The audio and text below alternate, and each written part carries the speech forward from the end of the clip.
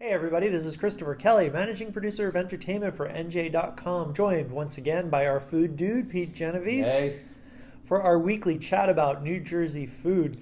Pete, you are embroiled, Nice choice of word. embroiled in the search for New Jersey's best burger, and we've reached a milestone. Yes. Yesterday at approximately, 5:30, 6 o'clock, burger number 100, not 99, not 101, 100 exactly. 14 days, 50 stops, 100 burgers. Our semifinal round is over. Pete, when I tell people you are doing this, the responses range from "Has he had a heart attack yet?" to "Is he dead yet?" That's a very narrow range.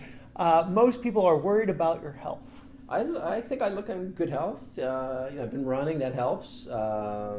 Actually, now we're going to leave aside. I'm going to bring up the subject now, and hopefully we don't have to bring it up again. I did promise to lose 10 pounds. He promised at the start of this, for those tuning in for the first time. Right now, that's not looking good, but I have another week yet. You got 2 more weeks in this I have 1 week. Just next Saturday, those 10 pounds have to be off. Right, and how many pounds are off at this point? I'm not going to disclose that information right now. Let's say it's less than 5. Is it a negative number? No, I'm just 0.6 of a pound, actually. I will reveal that. 0.6. I've lost. You've lost 0.6 of a pound. I've lost 0.6. Now I got down to 4. I lost 4 right off, and then I had sort of a burger relapse. 0.6 of a pound. But here's the shocking I believe thing. that's called water weight. Yeah. Well, the human body's like 80% water. Sure. 80% is like burgers right now. Burger But weight. here's the shocking announcement. Here's the shocking thing. I've been taking I take my blood pressure. When you get to a certain age, you take your blood pressure. Sure. So at the beginning, I took my blood pressure. Yesterday, my blood pressure was the lowest it's been in like 2 years. It's the burgers. This could be a route to a book deal. I think the burger Pete's diet. new diet, the burger diet. Bring your blood pressure down to very healthy normals. Eating 100 burgers in 2 weeks. Why not? I don't know if that'll pass FDA scrutiny, but we'll tell your friends, no, I'm not dead, and You're not as far dead. as I know, I haven't had any You're heart still attacks. plugging along 100 burgers in 14 days Yes. of judging. This is as rigorous and serious as you can get. Pete, one of the things I noticed in the pictures were some of these burgers were as tall as the Empire State Building. That's not really exaggerating. No, yeah. I mean, I'd used Eiffel Tower the other day to describe one. I mean, the tallest one we measured about 8 inches. That's yo high. That's a serious thing. And no matter how much you smush that down, you're not getting 7. Yeah, you're not getting your mouth. You can't around get it that. out. Yeah, exactly. I mean, some of these burgers are gargantuan. Doesn't describe. Do you get a little bit frustrated with burgers like that because it's so clearly the chef's kind of showing off how big a burger can I make, and there's no practicality behind it. No one can really eat something like that. Yeah, well, a knife. I mean, you get a burger like that a lot of times. That one burger in particular was probably undoubtedly the state's biggest burger at the Doghouse Saloon up in Bergen County. I mean, people order. It's the most popular burger, so he's not just doing that to showing off, but he's doing it because people love it. So people sort of smush it down a bit and then cut it because you clearly can't. There's no way you can just stick that. Yeah, and I assume it's just a big old mess. You're eating it with your fingers. Yeah. But I mean, chefs everywhere, restaurants all over the world like to show off. Of course. So I don't think we can criticize them too much for doing it with burgers.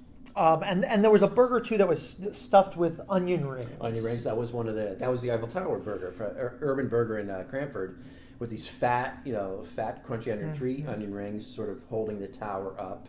They were the steel beams going through the middle, and then there was celery in between the onion rings as I don't know what you would call that, rebar maybe, the celery sticks, and the burger was way underneath there at the bottom. That was the foundation. Now, is adding celery to your burger kind of equivalent to ordering 2 Big Macs and a Diet Coke? I mean, isn't that a little bit?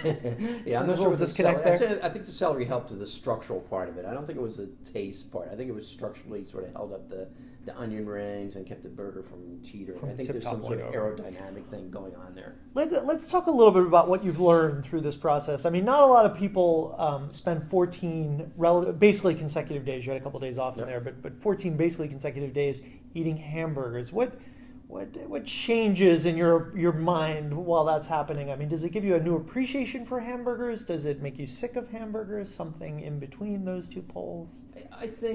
I think it showed, and you can use this for a lot of other different foods too, how much just basic hamburger can vary.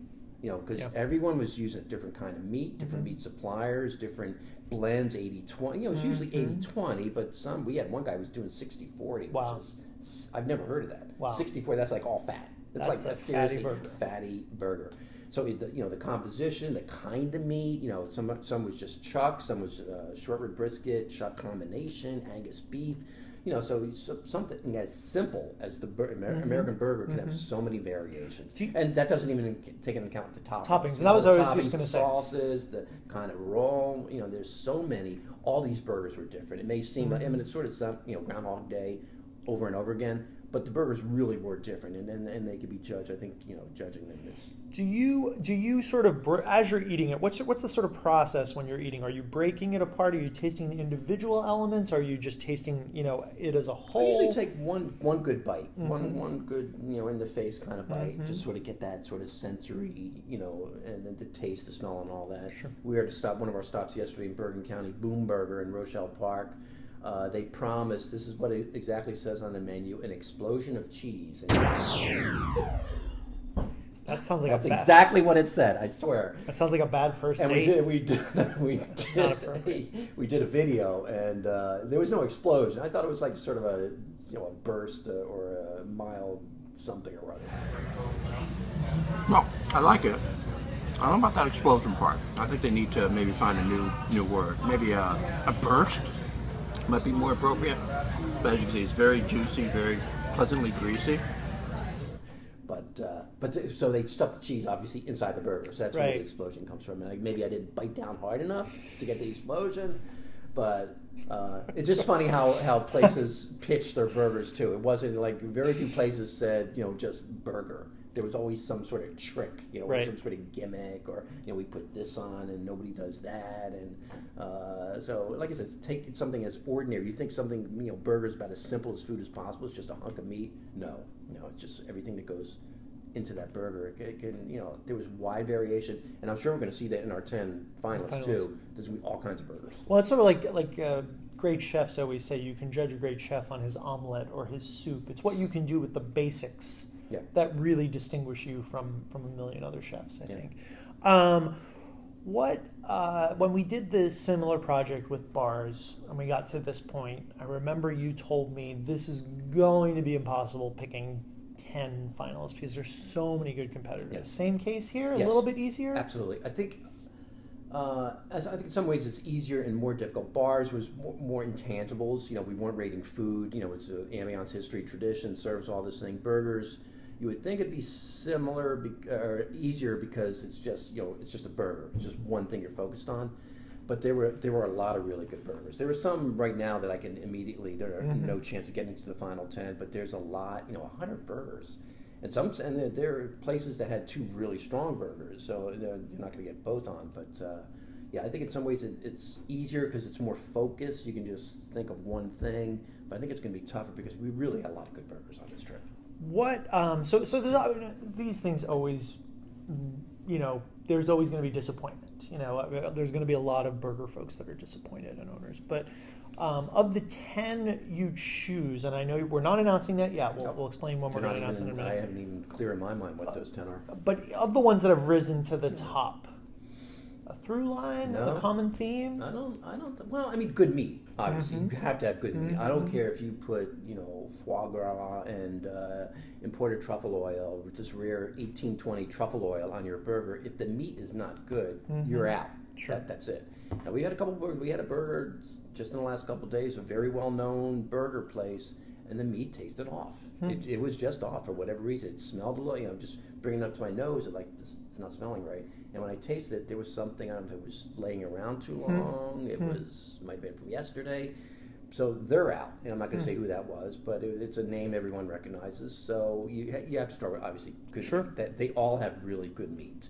And again, it's not one, it doesn't have to be Angus, doesn't have to be Chuck, it doesn't have to be the Pat LaFreda blend. Those 10 are going to be sort of all over the map meat-wise in terms of composition, the lean-fat ratio, but it really has to start, obviously, with great meat. All right, let's explain what's going to happen next. On Monday morning, 10 a.m., live, you can tune into NJ.com.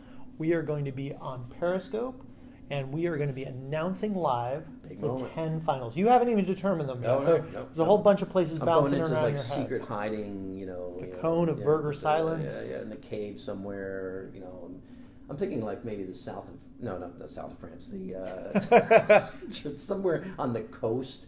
Luxury hotel, and of course I expense You expense the hotel room. Maybe a bottle of rare champagne to put me in the right sort of mood. Maybe order a burger from room service while you're at it. I won't do that. No, I don't want to complicate things. But yeah, so Monday at 10 a.m. we are going to announce the 10 finalists. Then beginning on Tuesday, July 7th, we are going to visit all 10 of the finalists once more. We're going to do 2 a day for 5 consecutive days, July 7th, 8th, 9th, 10th, and 11th. You are going to be riding around in the NJ.com Munchmobile with some lucky readers on the search on this final round of visits, and you're going to taste all these 10 finalist burgers one more time. So the finalists, those who make it into the finals, are going to have that one more chance to really, really step up to the plate. Okay, and the schedule, just like bars, the schedule will be posted. They'll know exactly what day. They'll know the day and time you're coming. Will be there, so there's a chance for them to bring out the A-plus game, and bring out your friends. Make sure you got the fresh meat that day. That's a hint. Because we want these folks the best opportunity they can to shine, to create their best work. Yep. Yeah. No, this is going to be, and just some of the owners, they're really into this. There's competition. All chefs are competitive. They're highly competitive. They're uber competitive. Can you be bribed, Pete? No. No. If someone could tell me like the secret to losing 10 pounds in a week, if there's like a quick way. Actually, one of the chefs at the Marley's, the owner of Marley's, he was pitching this. I forget what the name of it, but you eat like 6 times a day. You don't even have to exercise. It's sort of, I don't know if you have to. But like, how do you eat 6 times a day? I eat like once a day, basically. Yeah. I got my Dunkin' Donuts. That's what I'm eating today. I think so. He was pitching that, and he lost like 40 pounds. I could tell the difference. He lost, but he was a little chunky to begin with. So. If somebody could what is he having, like 4 grapes 6 times a day? No, it's like there's protein. It's a serious amount of protein. It's super metabolic something. It had a fancy, new agey kind of name. Like the paleo technology? No, it wasn't all meat, but it was, So if someone can tell me in a week to lose 10 pounds, that could get you while you're eating hamburgers. Just kidding, of course. But. Well, we will be back again next week to kind of check in with you to see how the finals are going. And then the big winner will be revealed on July 15th. We'll talk more about that next week. For now, though, you can continue to follow our search for NJ's Best Burger on NJ.com. And Pete, happy burger. Well, you get a few days off from eating the burgers, but you'll be figuring out who the 10 finalists are, and we'll announce that on Monday morning. Until next time, this is Chris Kelly, managing producer for NJ.com. Pete Genovese. See you then.